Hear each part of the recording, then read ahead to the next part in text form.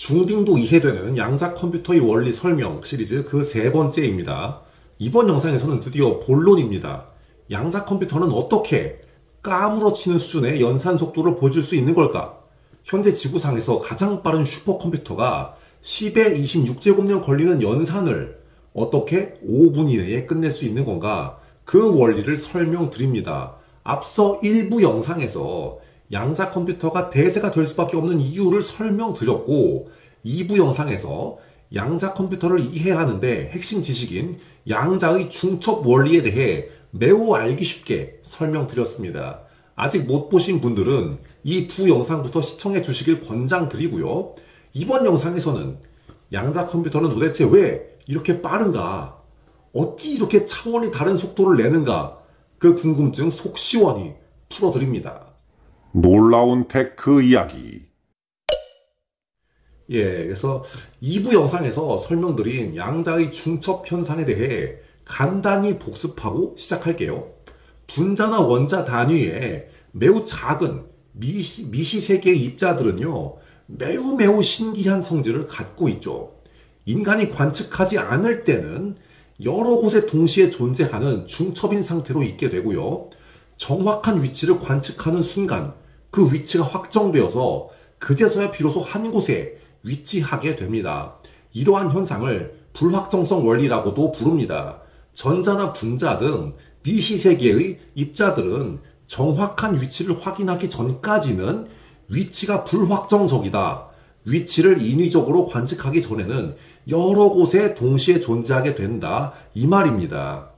다만 여러 장소에 동시에 존재하는데 각 장소별로 입자가 발견될 확률은 서로 다릅니다.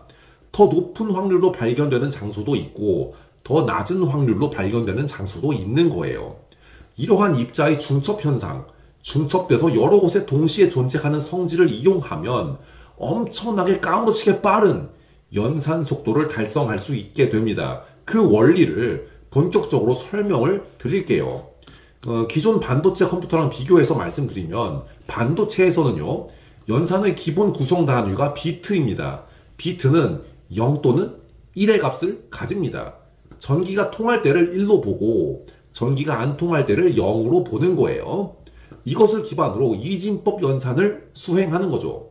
그런데 양자 컴퓨터에서는 0과 1의 값을 동시에 갖는 앞서 말씀드린 중첩의 성질을 지닌 큐비트라는 걸 사용합니다. 이 큐비트로 이용되는 게 실제 광자나 전자 같은 미시 입자들입니다. 그러니까 반도체와의 큰 차이점은 이거예요. 반도체의 비트는 0이면 0, 1이면 1, 딱딱 떨어지는데 양자 컴퓨터의 기본 구성 요소인 큐비트는 0과 1이 공존하는 중첩하는 상태가 기본이자 디폴트인 거예요. 지금 0도 아니고 1도 아닌 상태인데 0일 확률이 36%, 1일 확률이 64% 이런 식으로 있는 거예요. 우리가 RPG 게임에서 랜덤 아이템 뽑을 때도 그렇지 않습니까? 뽑기 전까지는 어떤 아이템도 나올 수 있는 중첩 상태인 거죠. 다만 어떤 아이템이 나올 확률이 높은지만 알 수 있는 거고요. 비유하자면 이렇다는 겁니다. 다시 큐비트로 돌아와서요. 큐비트가 하나가 아니라 두 개가 되면요. 두 개의 큐비트가 가질 수 있는 값의 종류가 어떻게 될까요? 네 개가 되죠. 00, 01, 10, 11 이렇게 네 가지가 돼요. 이 네 가지 값이 또 역시 중첩 상태가 되는 거예요. 각 경우가 동시에 공존하는 중첩 상태인데 다만 각 상태의 확률은 서로 다르게 되죠. 반도체의 경우도 비트가 두 개가 있으면 똑같이 네 가지 경우를 표현할 수 있게 되는데 차이점은 이거예요. 네 가지 경우 중 어느 것이 정답인지 맞추는 문제가 있다고 칩시다. 반도체의 경우는 네 가지 경우에 대한 연산을 일일이 해야 됩니다. 일일이 해야 돼요. 총 4번의 연산을 수행하고 나서야 네 가지 중 어느 것이 정답인지 알 수 있는 거예요. 하지만 양자 컴퓨터의 경우는 반도체 컴퓨터가 4번에 걸쳐서 수행하는 연산을 한 방에 끝냅니다. 그냥 중첩 상태에 있는 두 개의 큐비트에 대해 관측을 실시하게 되면 중첩 상태가 풀리면서 확률로 공존하던 상태가 하나의 확정된 값으로 바뀌게 돼요. 4번에 걸쳐서 확인해야 되는 계산이 그냥 한 방에 빵 하고 끝나버리는 거죠. 만약에 이보다 훨씬 복잡한 문제는 어떻게 될까요? 큐비트가 2개가 아니라 이번에는 10개라고 해보죠. 네. 그럼 큐비트 10개가 가질 수 있는 값의 종류는 2의 10제곱을 해서 총 1024개가 됩니다. 이 경우에는요, 반도체 컴퓨터가 1024번에 걸쳐서 일일이 해야 되는 연산을요, 양자 컴퓨터의 큐비트 10개는 그냥 한 방에 빵 하고 끝내버립니다. 1024개의 경우가 중첩되어 있는 상태에서 관측을 딱 하면 하나로 확정된 값이 만들어지면서 정답이 나와버리는 거예요. 벌써 연산량으로 비교했을 때 1000배가량 효율이 생기는 거죠.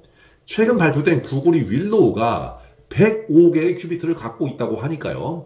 105개의 큐비트가 완전히 유기적으로 움직인다고 가정하면 단순 계산으로는 2의 105제곱배만큼의 연산 효율을 보여주게 되죠. 물론 아직 현재 기술로는 완전히 유기적이진 않겠지만요.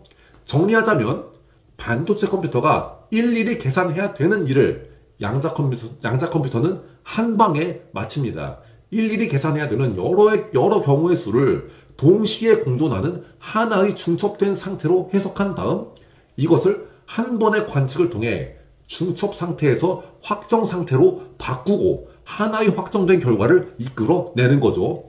이런 발상을 해내다니 인류가 참 대단하다는 생각이 들고요. 앞으로 이 기술이 어디까지 갈지도 궁금해집니다. 이번 영상이 재밌으셔서 좋아요도 눌러주시고 댓글도 남겨주신다면 다음 영상도 준비해서 보여드리도록 하겠습니다. 다음 영상에서는 양자 컴퓨터의 앞으로의 쓰임새와 전망에 대해서 기획하고 있습니다. 구독과 알림 설정을 하시면 놓치지 않고 시청하실 수 있습니다. 감사합니다.